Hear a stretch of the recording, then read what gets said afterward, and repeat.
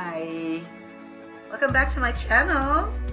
My name is Flo, and I've been studying the esoteric and the healing arts for 25 years, and I have been practicing massage since 1993. Finding massage was really amazing for me. It was a way to give and receive touch and love and presence that really changed my life.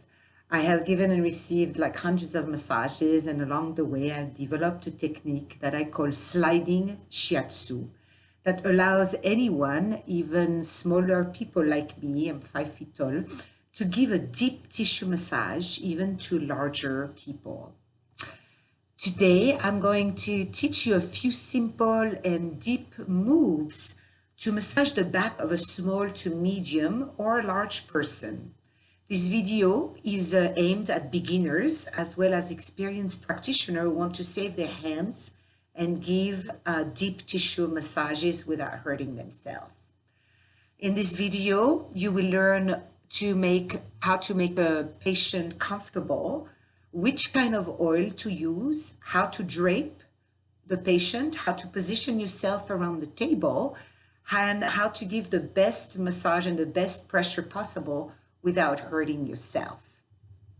If you have been doing massage for a while, you know that the first thing that gives in if we do too many sessions are our precious hands. Therefore, a lot of therapists just restrict themselves to using just the flat of their hands or the flat of their elbows to do massage. Personally, as a massage recipient, too much of that effleurage drives me crazy. My skin does not like to be rubbed forever, and I don't feel like I'm getting any work done. So I really like to feel the massage. I like when people use their thumbs, their knuckles over my stress bumps to smooth them out. So I started myself, in order to give that to others, not only to use my thumbs, but also my knuckles and a very pointy tip of my elbow to do massage. So let's go now to...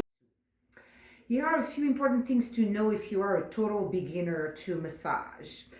The first one is always make the people feel very comfortable on the table. Make sure there is extra padding so they're really comfortable.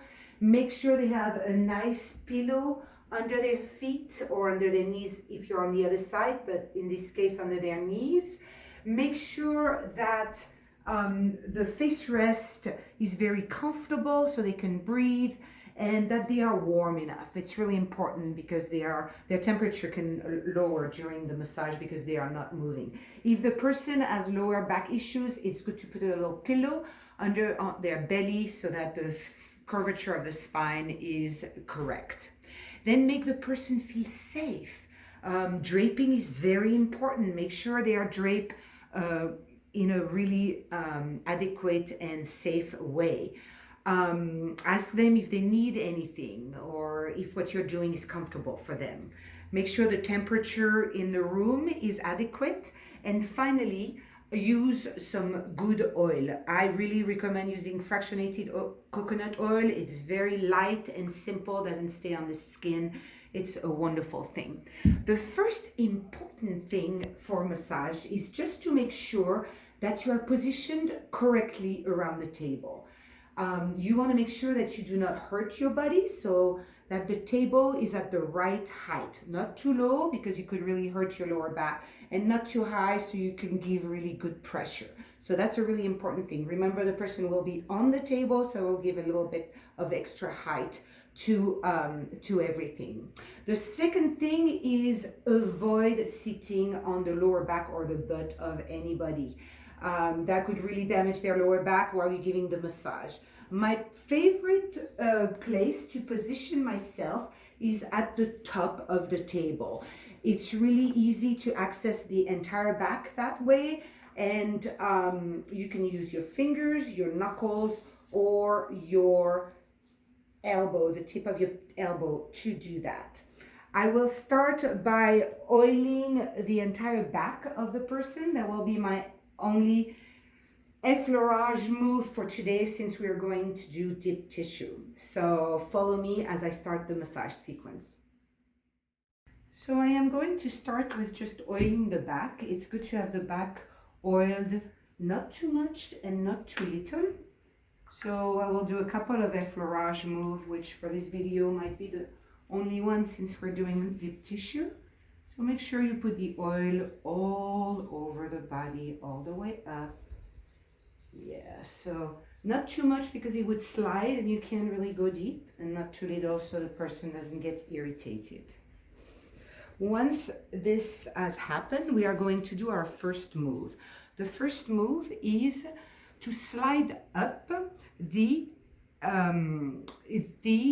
erector spinae, which are the two big muscles on each side of the spine. Never ever massage on the spine. It's just a bone, but those two muscles really hold everything together. So the way I'm going to do it on this medium-sized person is with my knuckles. I'm going to take my knuckles and I'm going to start going up. Is this okay, that pressure, Anna? And I can start at the hip bone there, either right next to the spine or a little bit further. So keep doing this. If the person is really small, you can use your 2 fingers right here, all the way up. And keep going. If the person is a little bit bigger, you might want to, how is that pressure on? You can always check with the person. Would you like a little more, a little less? Maybe a little less. There we go. So we can go slower and less deep. So once again, that's the first move, is going up.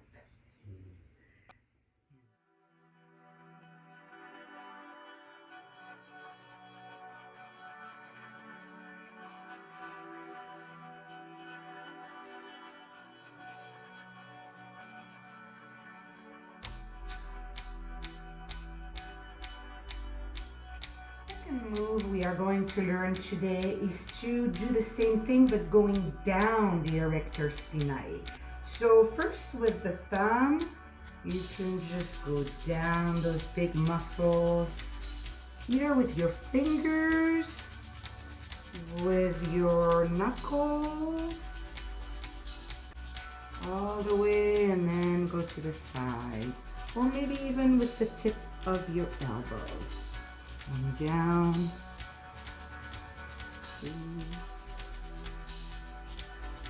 There we go. And just stay on those muscles and going down. Is that pressure good? And our second move, sliding down those erector spinae on each side of the spine. And you can go out and trace those ribs with your fingers. Here's the second move.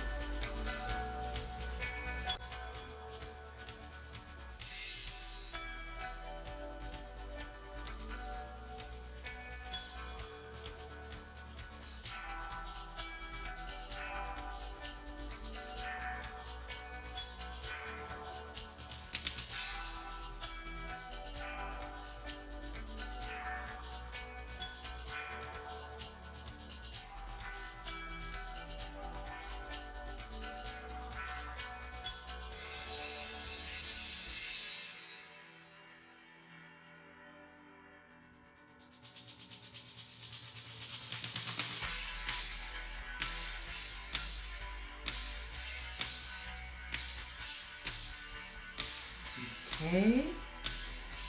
Now we are going to work on the trapezius, which is, now we are going to work on the trapezius, which is right here at the top of the shoulders. And I'm going to take my thumbs and I'm going to go down those 2 muscles, slowly breathing. And I'm going to find the little bumps that go from the neck down to the shoulders. Is that pressure good? Yeah. So you're going to go very slow and trace this muscle, go away from the spine and slide down. And you can do it all down the rhomboid right here with your thumbs. Now if your thumbs get tired, just use your knuckles. That's the next level. And you can do the same thing with just one knuckle very precisely. Finally, if you have a really, really big person, just use the tip of your elbows to do that.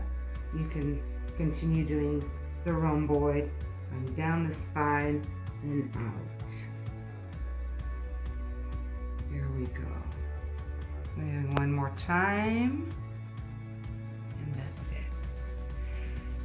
Finally, we are going to do the neck. So for that, I'm going to take my fingers and I'm going to pet his neck like this, all the way into the occiput. So like this. Petting, and then finding the little spots in the occiput and just practicing this pulling away. Then behind the ears. Now you can start scratching the head. Does that feel good? Yeah, okay, good. You can pet on the ears and pet their ears a little bit and pull a little bit on them. But you want to do that move quite a bit. And then back to this. So you can go back and forth between those two moves, alternating between going out and coming in onto the neck. Practice that for a while.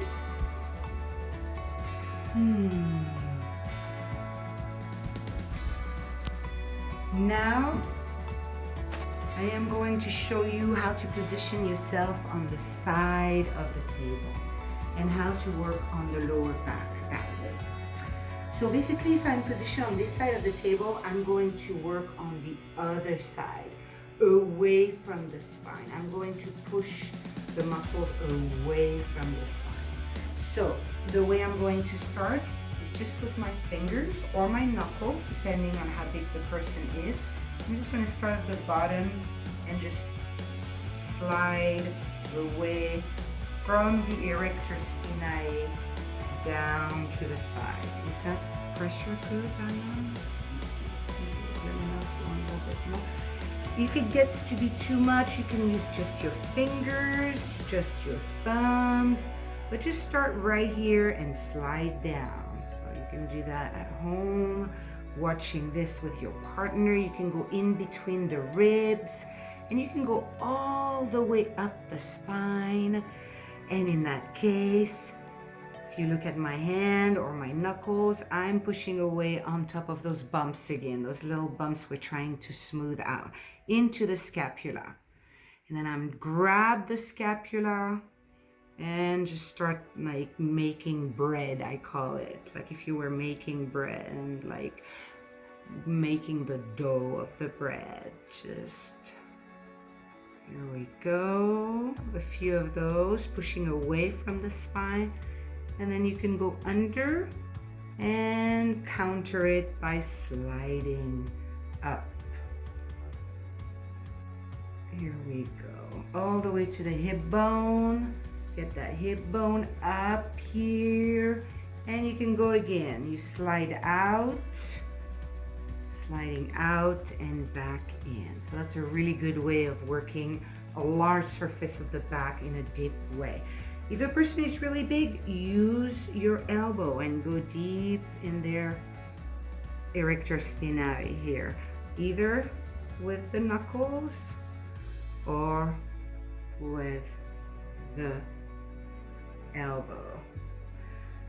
You can also take your knuckle. I'm going to do that on the other side since I've already worked on this one. Take the knuckle and go up the erector spinae, just up and down. How is that feeling? That's a good one. You can go really deep by pressing on it and putting your body forward and going out. Same thing, going from the spine out or up and down. You can go all the way up. Same thing here, grabbing the scapula and really getting those little bumps out of the way. So the last move we are going to look at today is around the sacrum. A lot of tension is held in the sacrum, and we want to just kind of like free a little bit that hip bone, which is right here. So we're going to just take either our knuckle or our finger, and we're just going to trace it. Just do little moves out just around the sacrum area and the hip bone, and really just tracing it. I do a lot of tracing the muscles in my massages, which is what sliding shiatsu is about. So here you go, sliding either away this way from the spine or forward. So here are the few moves I wanted to show you today. I hope you can pause the video, rewind it, and practice with your partner. Thank you so much, and I will see you for the rest of the body pretty soon.